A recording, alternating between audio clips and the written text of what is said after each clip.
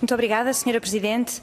Sra. Deputada, muito obrigada por estar cá para esclarecer as questões relacionadas com o novo banco.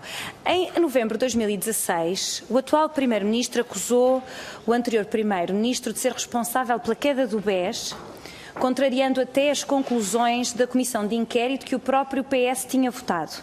E eu vou citar o Primeiro-Ministro: por sua responsabilidade destruiu um banco como o BES.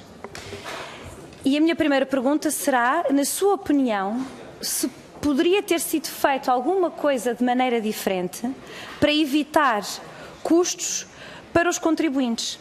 Em particular, a informação da Comissão de Inquérito, que, recordo, o PS votou favoravelmente. Portanto, a conclusão da Comissão de Inquérito é que terá sido pedido ao Governo, nessa altura, que a Caixa fizesse um empréstimo ao GES para evitar um contágio ao BES. Acha que isso devia ter sido feito, que era razoável? E à luz da solução que o atual Governo encontrou para o BES, considera, e que implica a utilização de dinheiros públicos, acha que este Governo teria tido uma atitude diferente quando o problema inicialmente surgiu no Grupo Espírito Santo? E agora, passando à resolução, gostava de lhe perguntar se, quando a extensão do problema que surgiu no BES foi identificada, se havia alguma solução razoável e quem, para além da resolução, que foi a solução efetivamente adotada, e quem é que decidiu sobre essa resolução? Se nos pode dizer quais são os motivos e se pode explicar se o Governo foi consultado neste processo e se o foi, em que termos. O papel do anterior Governo foi, na realidade, fazer fundamentalmente um empréstimo ao Fundo de Resolução, que é um instrumento de um mecanismo que existe agora a nível europeu para resolver bancos problemáticos. E a pergunta que eu gostava de fazer neste caso é porquê é que existia a preocupação em não onerar os contribuintes, na altura, tanto para o Governo como para as instituições, e como é que acha que a solução que foi encontrada melhor protegeu os direitos dos contribuintes?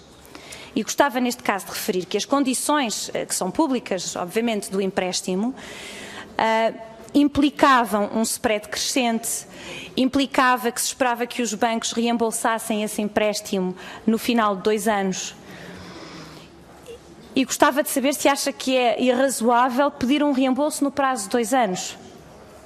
Até porque, na nossa opinião, seria possível aos bancos substituírem esse empréstimo público por outro tipo de financiamento. Em particular, é certo que agora, com a informação que temos atualmente, que é diferente, mas hoje em dia sabemos que poderiam, eventualmente no futuro, vir a aproveitar as políticas do BCE de financiamento à economia, que entretanto são neste momento mais favoráveis do que eram na altura. Outra pergunta que gostava de pôr é que as regras do Fundo de Resolução implicam que o pagamento das contribuições não podem pôr em causa a solvabilidade dos bancos.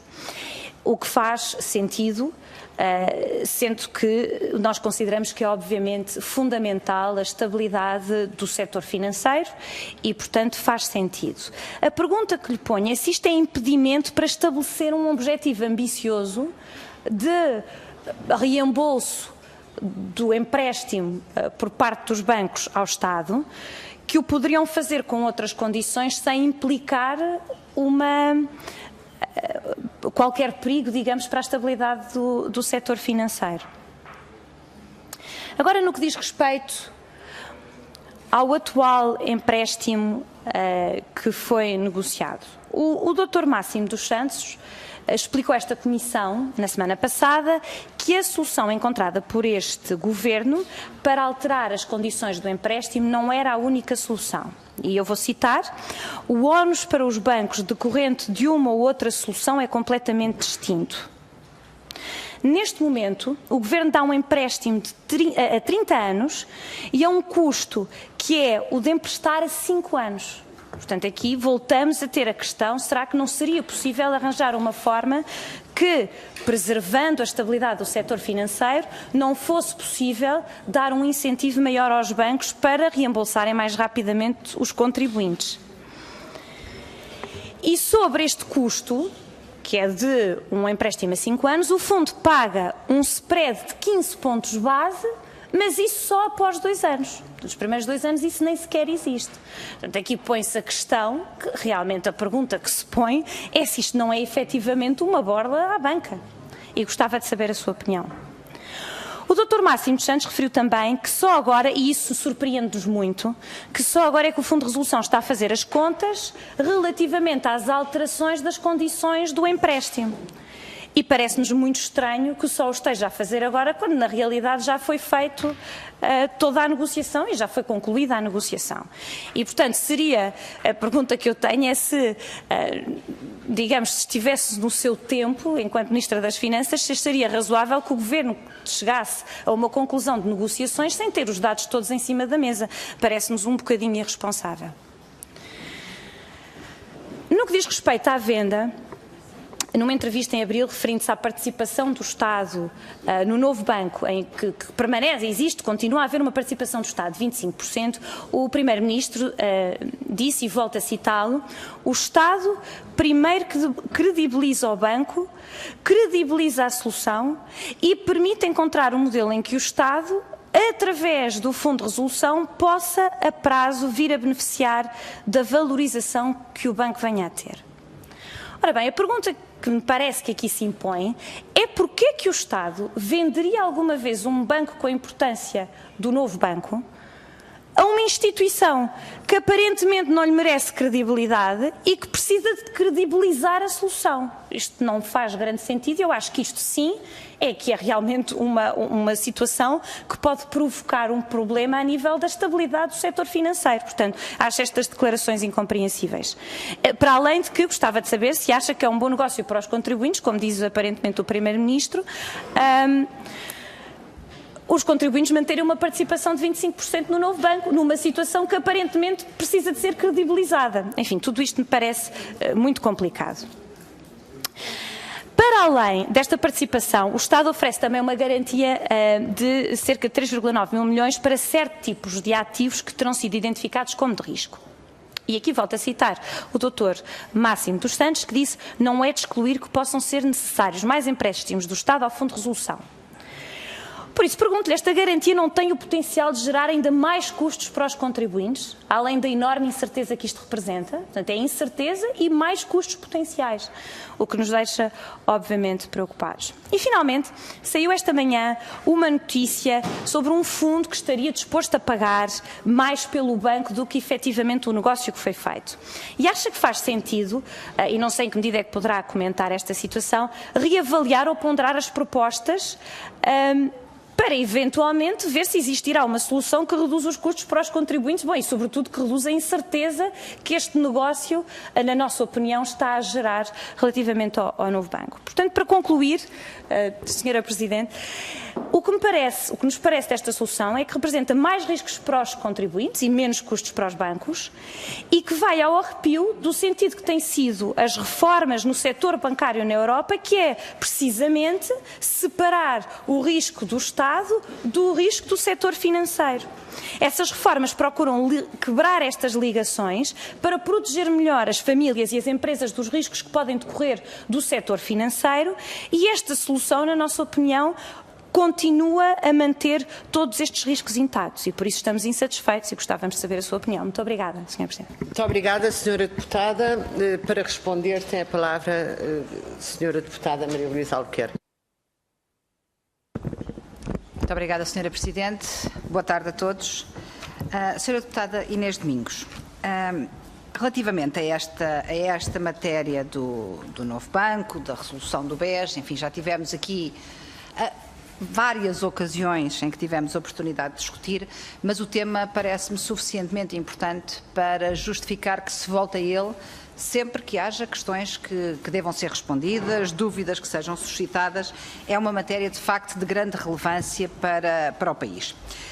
É verdade, eu também ouvi essas declarações do atual Primeiro-Ministro em que acusou, feitas no final do ano passado, que acusou o governo PSD-CDS, o governo que eu fiz parte, de ter destruído um banco como o BES. Aquilo que não se percebeu, porque não foi dito, e suponho que é por isso que não se tenha percebido, é qual era o alcance das declarações do Sr. Primeiro-Ministro. Como o Sr. Primeiro-Ministro não explicou, eu permito-me concluir ou supor, do meu lado, que, tendo havido na altura, de facto, como foi aqui dito, na Comissão de Inquérito, um pedido de apoio do BES, do então BES, à Caixa Geral de Depósitos para conceder um empréstimo que permitisse ultrapassar a situação de dificuldade, a Caixa Geral de Depósitos, no âmbito da sua autonomia de gestão, decidiu que não concederia tal empréstimo. O Governo decidiu também, e disse-o claramente, que nunca interferiria e não daria ordens à Caixa Geral de Depósitos para o fazer. Aquilo que eu acho que é legítimo perguntar-nos, face a esta declaração do Sr. Primeiro-Ministro António Costa, é se, no caso, se fosse ele o Governo, se teria dado indicações à Caixa Geral de Depósitos para emprestar dinheiro ao BES, ou de que forma é que nós destruímos um banco como o BES, porque me parece que só no contexto da recusa desse empréstimo é que esta questão pode ter sido colocada. Sobre se o Governo podia ter tido uma atitude diferente e que outra solução é que havia. Aquilo que aconteceu no caso do BES, enfim, há uma série de averiguações, nomeadamente no âmbito judicial, que ainda estão em curso, e por essas esperaremos que a Justiça faça o seu caminho e tire as conclusões que tiver de tirar, mas houve um conjunto de conclusões que já foi possível retirar aqui, até da audição ao Banco de Portugal enquanto autoridade de supervisão, que houve atuação por parte da administração do então BES, incluindo a revelia das ordens do Banco de Portugal, e que determinaram a falência do banco, porque na prática foi disso que se tratou e que culminou na necessidade de tomar uma decisão no início de agosto de 2014. A decisão foi tomada de acordo com a lei pelo Banco de Portugal, enquanto autoridade de resolução, porque o Banco de Portugal é a autoridade de supervisão, mas também é a autoridade de resolução em Portugal, e foi tomada no âmbito dessas competências face a uma situação de iminente corte de acesso à liquidez, com as consequências que daí poderiam advir. Existia um quadro legal, um quadro operacional para proceder a uma resolução de um banco, que foi aquilo que aconteceu, e à data, o Banco de Portugal manteve o Governo informado, nomeadamente através de mim, que era Ministra das Finanças, manteve-me informada da evolução da situação, mas a decisão de resolução é uma decisão que cabe à autoridade de resolução e não ao Governo. O único ato do Governo nesta matéria foi, de facto, a concessão de um empréstimo ao Fundo de Resolução, já que o Fundo de Resolução não dispunha dos meios necessários para fazer face às responsabilidades decorrentes da resolução nesse primeiro momento. E este é o único ato formal do Governo que depende da sua competência. No resto, naturalmente, houve acompanhamento da situação, mas as decisões na forma e na substância são objetivamente da autoridade de resolução, que é quem tem toda a informação que é necessária para poder tomar e que tem os instrumentos jurídicos para poder fazê-lo. À data, é importante perceber que uma não resolução do BES teria tido como consequência um dos outros dois cenários alternativos, ou uma liquidação do banco ou uma nacionalização, sendo que a nacionalização era uma decisão que dependeria do Governo, que o Governo nunca defendeu e que hoje continua a dizer que não teria sido boa ideia. Continuamos a defender que a nacionalização do BES significava passar para a esfera pública, de facto, todos os prejuízos associados e um potencial de custos que não teria fim. A liquidação teria tido consequências muito sérias sobre a confiança e sobre o sistema financeiro. Em todo o caso, nunca seria uma decisão do Governo, seria uma decisão da autoridade de resolução, se eventualmente concluísse que não havia condições para essa resolução. A questão do empréstimo ao Fundo de Resolução é muito relevante, porque o empréstimo ao Fundo de Resolução foi feito com duas preocupações. A primeira, de garantir que os contribuintes nunca receberiam menos pelo empréstimo ao Fundo de Resolução do que aquilo que custa a dívida pública correspondente, porque para emprestar ao Fundo de Resolução Isto vem da dívida pública que se emite e, portanto, nunca poderíamos ter, e nunca permitimos isso, um custo, um retorno inferior àquele que efetivamente o dinheiro nos custa e, além do mais, havia um spread crescente para dar um estímulo adicional à banca para que fizesse esse reembolso o mais depressa possível. E note-se, é verdade o que diz a senhora deputada, que realmente não é preciso haver, ou melhor, não é possível serem determinadas contribuições ordinárias ou extraordinárias, de modo a colocar em causa a solvabilidade dos bancos, mas o Fundo de Resolução tem, de acordo com a lei, a possibilidade de se financiar não apenas junto do Tesouro, mas junto dos mercados, junto dos bancos, como aliás fez em agosto de 2014, do montante total que foi necessário para injetar no novo banco, houve uma parte que foi emprestada pelos próprios bancos do sistema. E, portanto, o facto de não poderem ser colocadas contribuições mais elevadas não impede que haja um financiamento por empréstimo ao Fundo de Resolução que não do Tesouro. Ou seja, nós podemos e devemos tirar os contribuintes desta equação o mais depressa possível.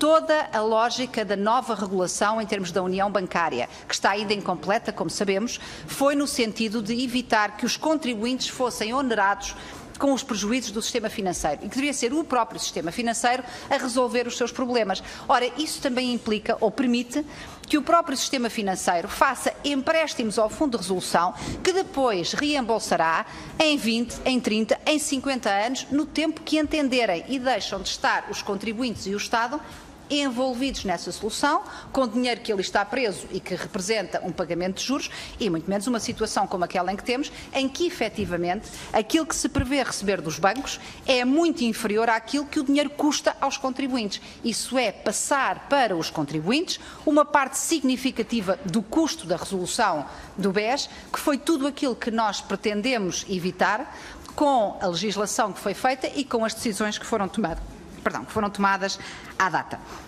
E, portanto, a última questão, e porque sei que me estou a aproximar do fim, a questão de se há ou não, esta questão dos 25% do fim do tempo para esta resposta.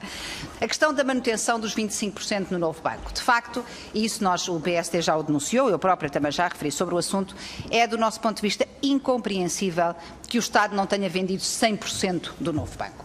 E a resposta do Primeiro-Ministro de que esses 25% de participação permitem ganhos futuros, permito-me dizer que se calhar com maior probabilidade permitirão perdas futuras e, portanto, desse ponto de vista são completamente indesejáveis.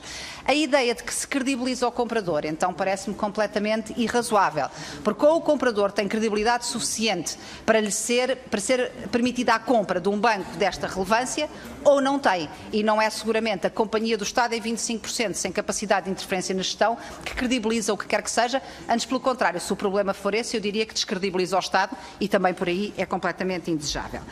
No que diz respeito à questão de haver potenciais interessados que dizem que teriam propostas melhores. Naturalmente, eu não tenho informação que me permita saber se isso é ou não verdade.